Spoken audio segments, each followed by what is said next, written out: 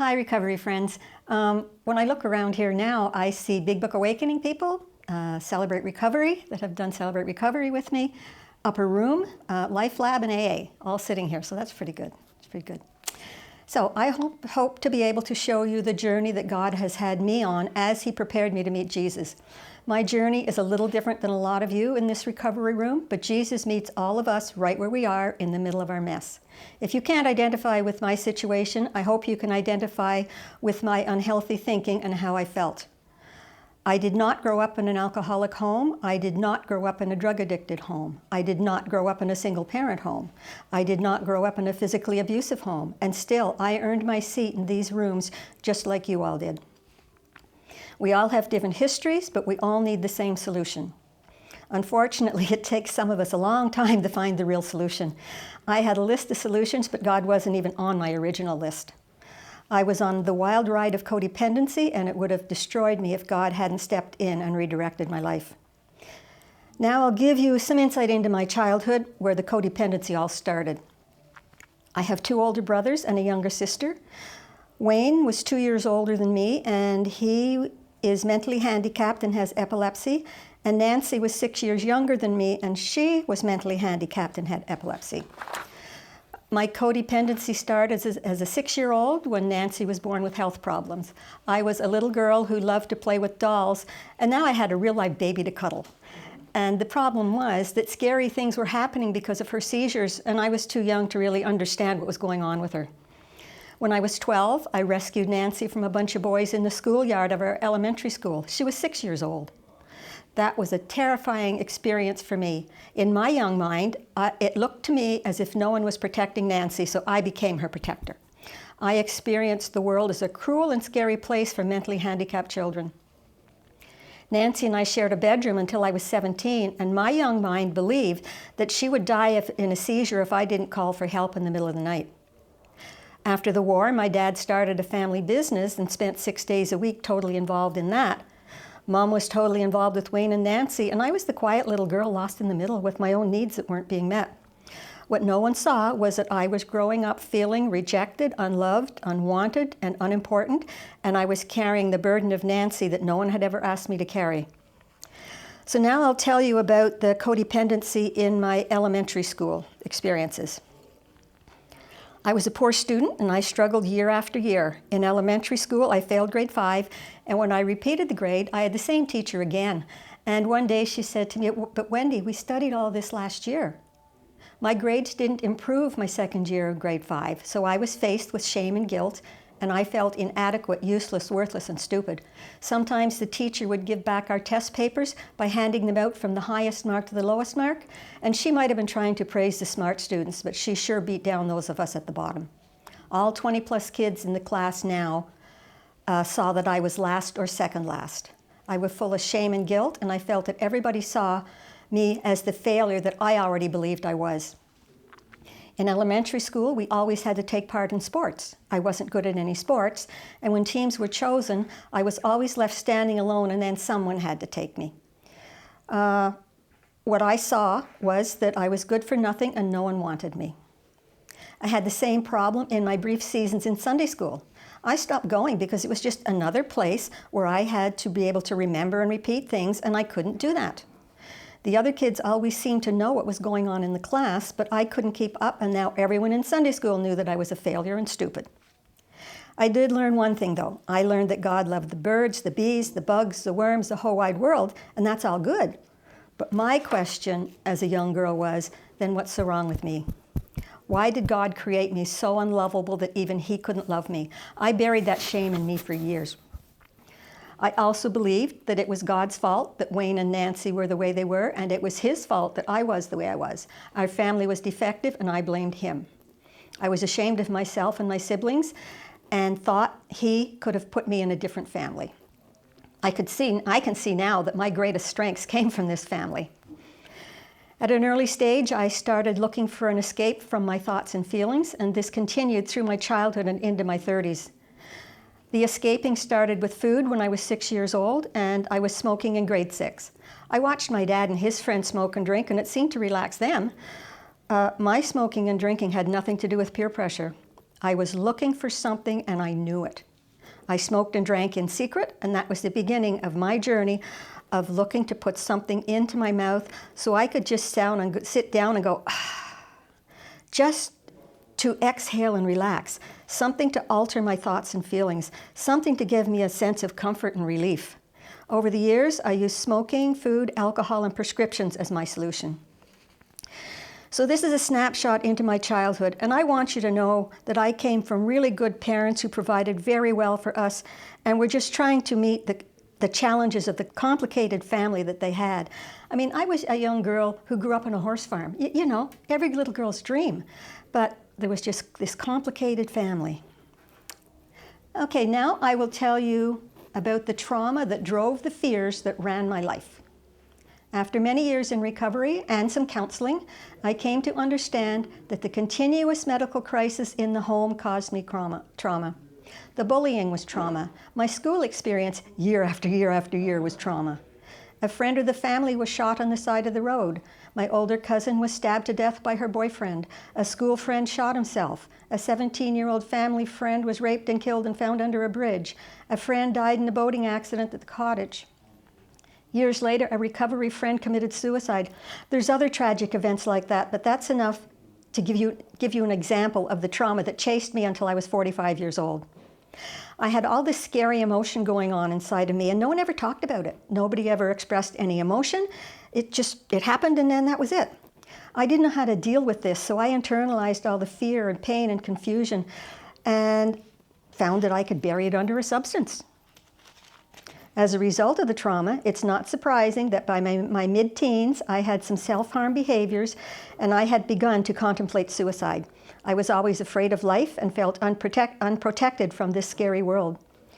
From then on, I filtered everything through the emotional survival skills I had developed as a result of the trauma in my life. My solution for everything was to bury it before you have to feel any pain. Now I'll tell you a little bit about my 12-step recovery life.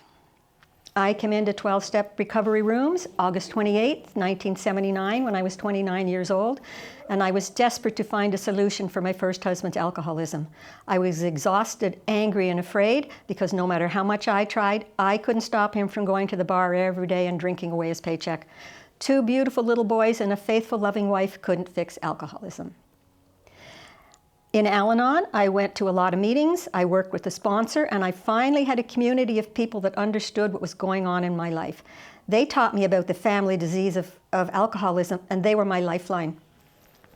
In Al-Anon, they taught me the 3 C's. I didn't cause it, I can't control it, and I can't cure it.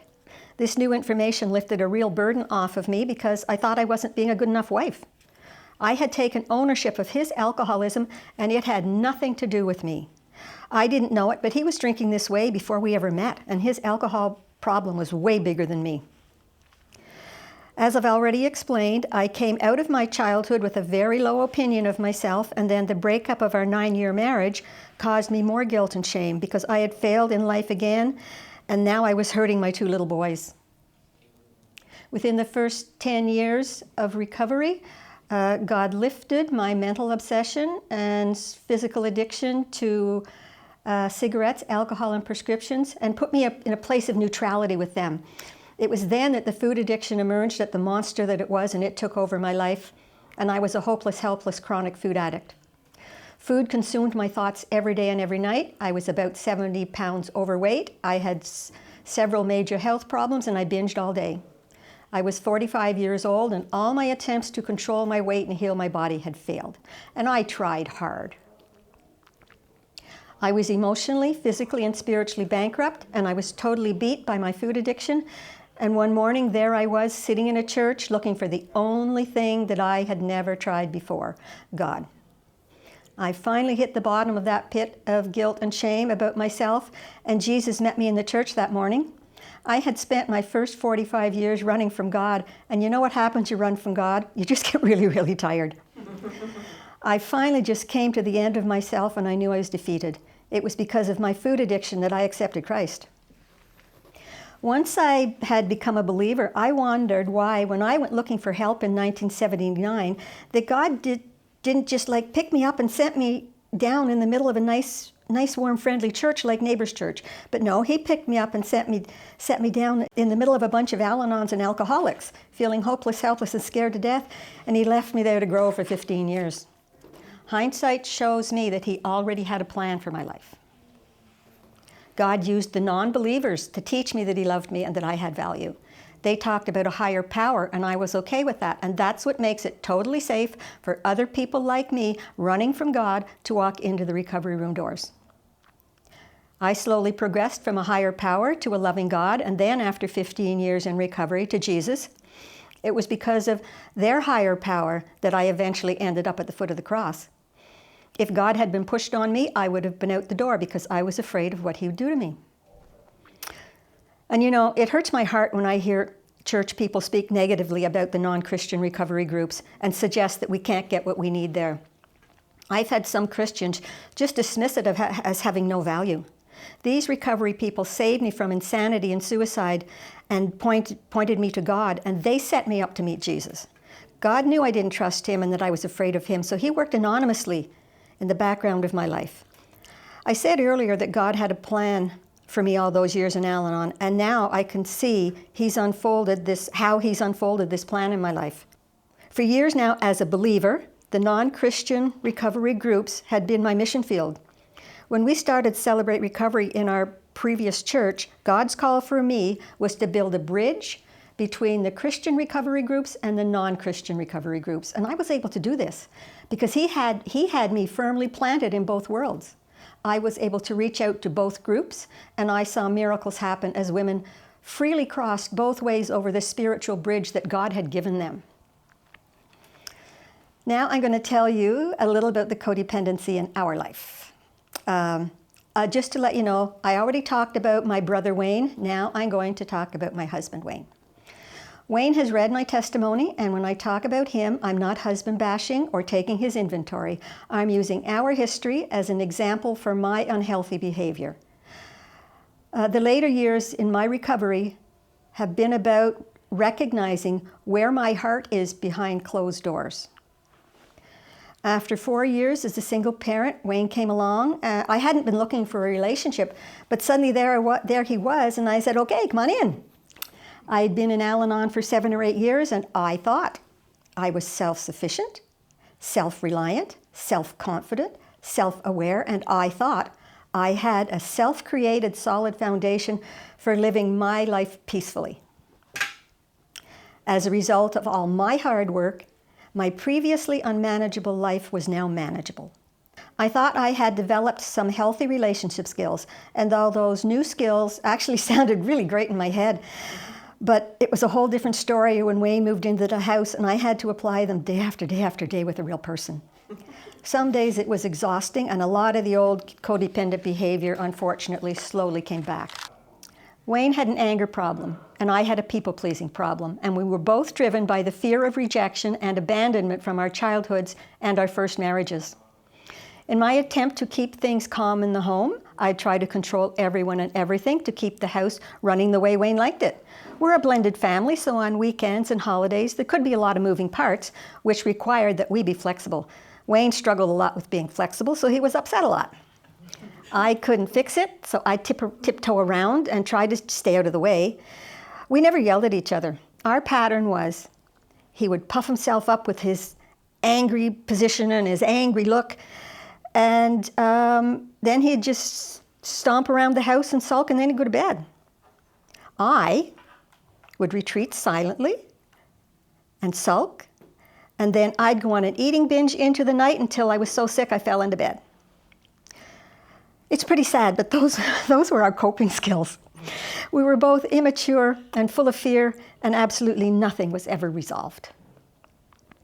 This made it very hard for us to trust each other, and once again, I felt like a failure as a wife in marriage number 2.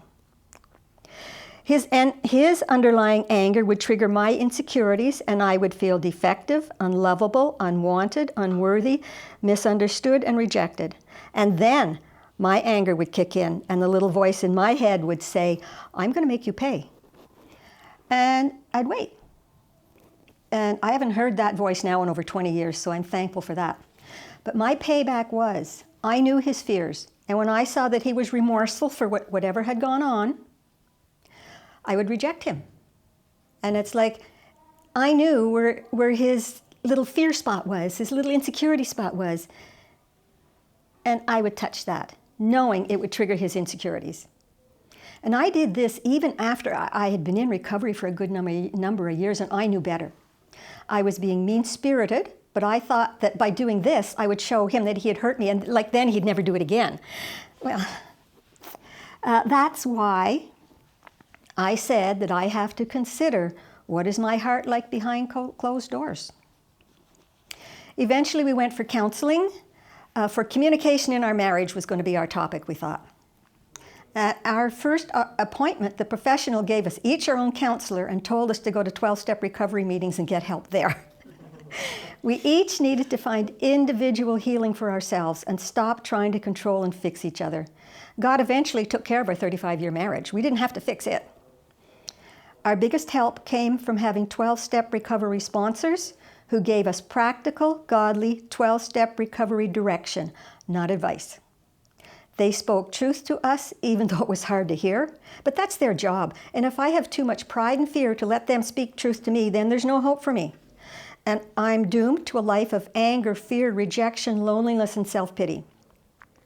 Because I was living in this fantasy place in my mind that if I just try hard enough, I could fix me and those around me, and then my life would be perfect. And everyone would be happy, and they'd think I was a great mom and a great wife. I was conditioned in my childhood to help and fix others, but as adults, no one seemed to want to cooperate with me, and no one seemed happy, so that didn't work as well as it did in my childhood. I've been working with my current sponsor for 22 years, and she's a believer. She walked me through the hard times in our marriage, and she told me about a good recovery tool, and it's a hula hoop. And so she said, and see how small this is? It's not one of the big ones. And she said, anything outside of this is none of my business. The hula hoop reminds me that no matter how much I love Wayne, I can't fix him, I can't change him, I can't control him. If he's hurting, I can't remove his pain. If he's angry, I can't fix his anger.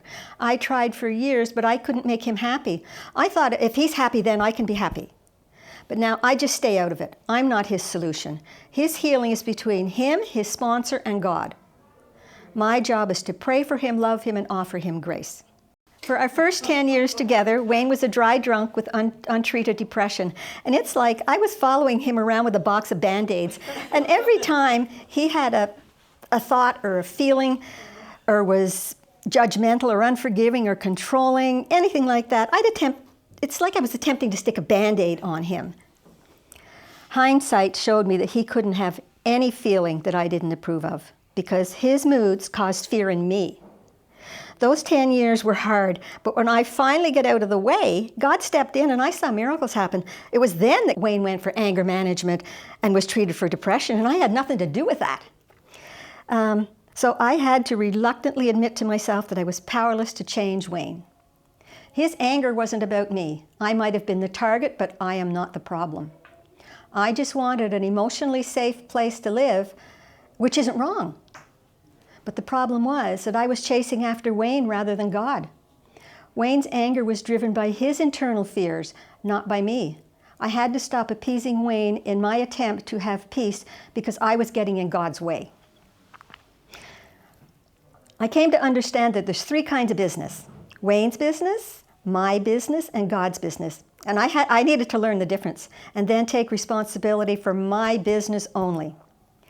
And keeping the focus off of Wayne and his business and on me and my business gave God space to work in our lives. In one of my conversations with my sponsor, she told me that Wayne has a God and it's not me. She told me that I wasn't qualified for the job. And I was just trying to help Wayne, but I was getting in God's way. And she says, I'm a small G God, Holy Ghost Jr. And I didn't like it when she said that. So now, I would like you 12-step recovery people to consider something, and I know you're all 12-step recovery people. When you look at all the work you've done over the years, just take a minute to consider, how hard it is for you to change yourself. It's really hard. Then you'll understand what little chance you have to change anyone else. That's God's job. One day, my counselor asked me how high the wall around me was, and I actually reached my hand out to touch it. I hadn't known the wall was there, so I was really surprised by my reaction. She explained that over the course of my life, I had a slow and steady accumulation of deep hurts and disappointments, and I had begun to build a wall of protection around myself. And any time I was hurt or afraid, I just added more bricks to my wall. And Wayne and I had a lot of trouble communicating through my brick wall. Now I'm going to tell you about a few minutes about my COVID years.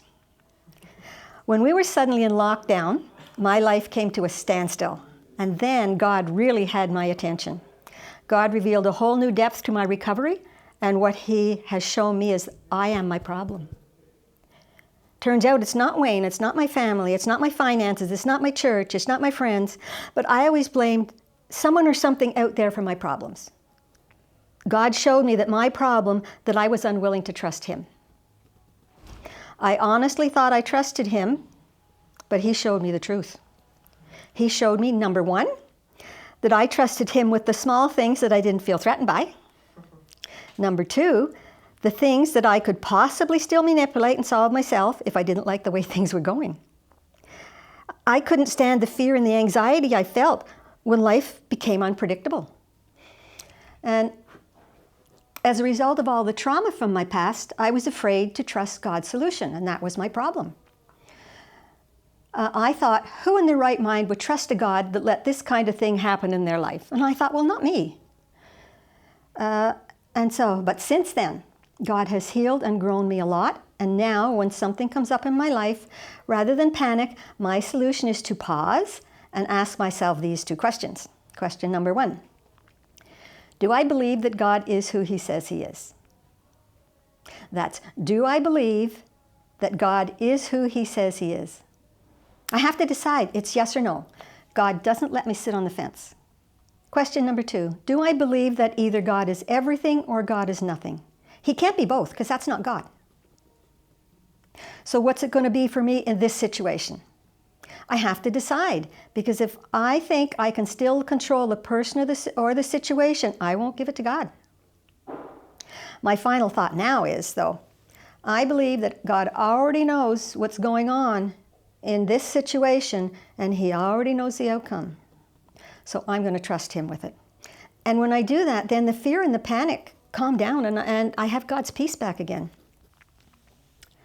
So Wayne was my example for my unhealthy behavior in this talk, but I wasn't just focused on Wayne's life.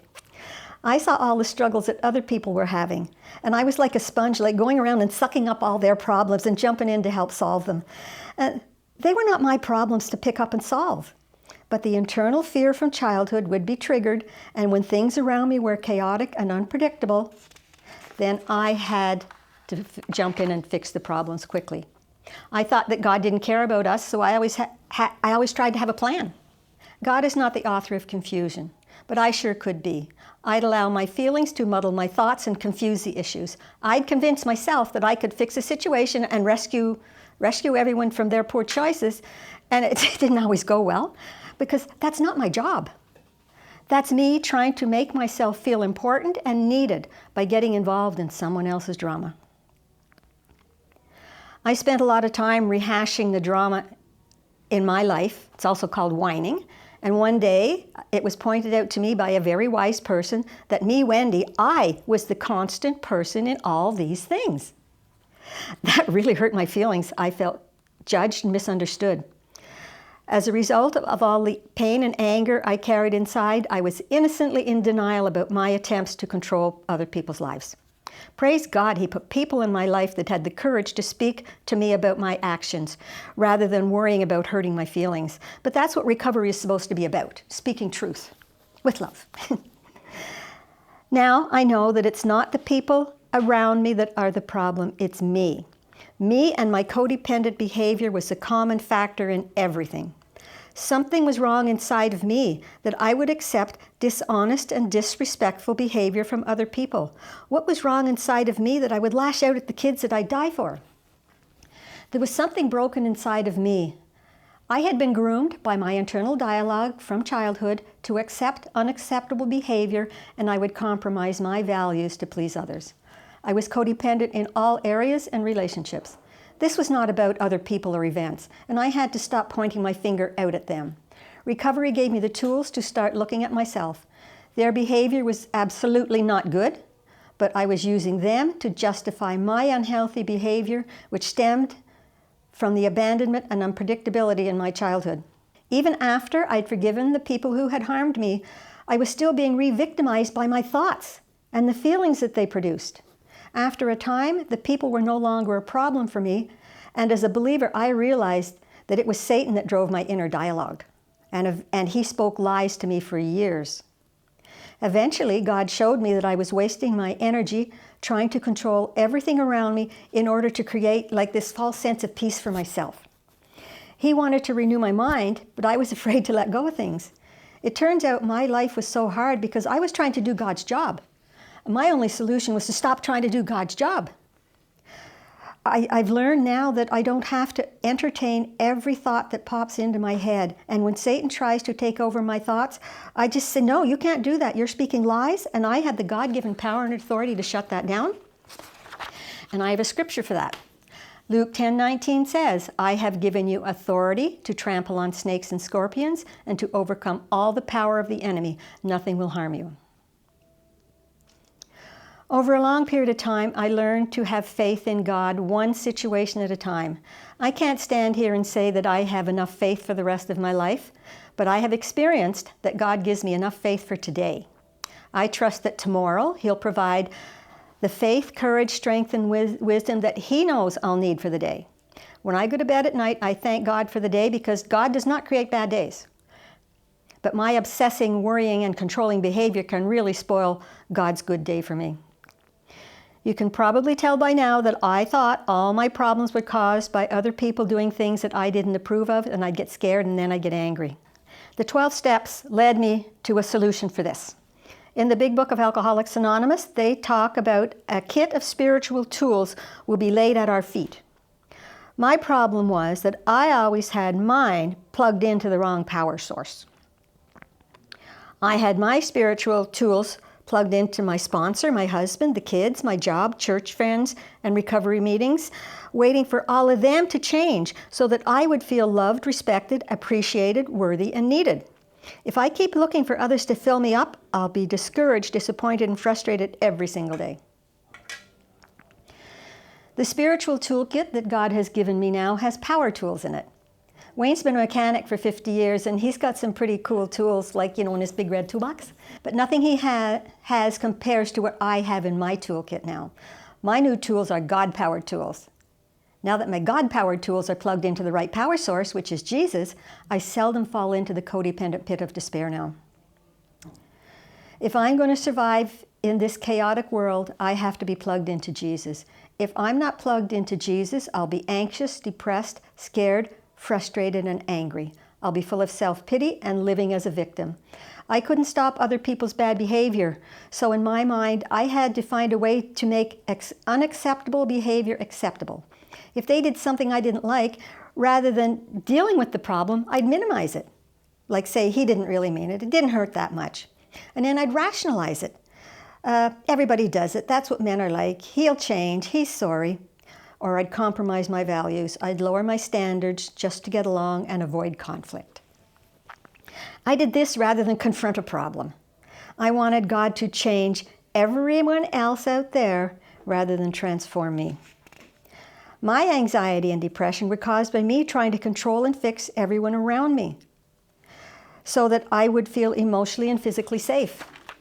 I have a lot of internal scars from beating myself up. But recovery has saved me emotionally, physically, and spiritually. And now when I look in the mirror and into my own eyes, I see God's daughter. Sometimes I'm in awe of how this God I didn't like or trust and certainly wasn't looking for lifted me up, and He got me from my past to my present. I'm 73 years old now, and God still has to redirect me sometimes. I'm going to now tell you about what I call my badges. As an adult, I learned from professionals that I was a victim. I'd get together with my new friends and we'd all shine our victim badges. Poor me, look how hard my life is. Then the professional community decided we were survivors, so now I had a shiny new survivor badge. Then I had a wife badge, a mom badge, followed by a single mom badge, a divorce badge, a remarried badge, and a stepmom badge. And one day my sponsor asked me to make a list of who I thought I was. And this is it. I'm a daughter, a sister, a cousin, a niece, a friend, a granddaughter, a wife, a mother, an aunt, a single mother, and a stepmother. But I had no idea who I was. Not a clue. All these badges, along with all the negative things that I've already told you that I believed about myself, they were my identity. After many years, Jesus has done a great work in healing all the hurts and fears in me. I've recovered the innocent child that he had originally created me to be, and I'm God's grown-up daughter now. I've had addictions and bad behavior, and he loves me. I've hurt my kids, and he loves me. I've abused my body, and he loves me. I've allowed others to abuse my body, and he loves me. I rejected and disrespected Wayne, and he loves me. God loves me because of who he is, not because of who I am. And he loves me whether I accept that love or not. I didn't know it, but Jesus was there all those years ago, loving me during the hard times in my life. If he hadn't been there, some situations would have been a whole lot worse than they were. He loved me then, and he still loves me now every day. Satan always spoke lies into my mind, but Jesus has replaced those old negative words with his words. He says, I am wanted, I am beautiful, I am forgiven, I am free, I am capable, I am respected, I am special, and most important, I am loved. Jesus has healed my heart and renewed my mind, and I feel loved. I haven't been reformed, I've been transformed by the grace of Jesus and a loving and forgiving Heavenly Father. That's the miracle that God did for me. About 25 years ago, God used the 12-step process to take me back through the past traumas, and this time Jesus walked me through all the experiences on an emotional level. Jesus has healed me, and most days I have freedom, and this chaotic world doesn't have to change for me to have peace. I know that the credit goes to God, the blame goes to Satan, and the responsibility goes to me. The battle is for my mind, and Satan's goal is for the destruction of my body, soul, and spirit. In closing, I would like to say that today I know exactly who I am, and I know exactly whose I am. I accepted Christ when I was 45 years old, and I was baptized at the Gathering Community Church in Ottawa in 2010 when I was 60 years old. When I was standing in the baptismal tank that Sunday, I could feel the presence of the Holy Spirit, and any lingering that God didn't love me was washed away that day. And as I was preparing this talk, I was reflecting back, and I realized that I believe that the final bits of guilt and shame that I had carried was washed away that day also. So I purposefully didn't introduce myself at the beginning of my talk because as I was telling my story, I would have been introducing you to the old me, and that is not my identity now. So now I would like to introduce you to the still imperfect recovering sinner that keeps showing up at church and meetings every week. My name is Wendy. I'm a grateful believer in Jesus Christ, who by his grace has recovered from food addiction, compulsive overeating, and controlling, fixing, obsessing behaviors. And my new badge says, I'm God's beloved daughter. So thank you for coming, and thank you very much for listening.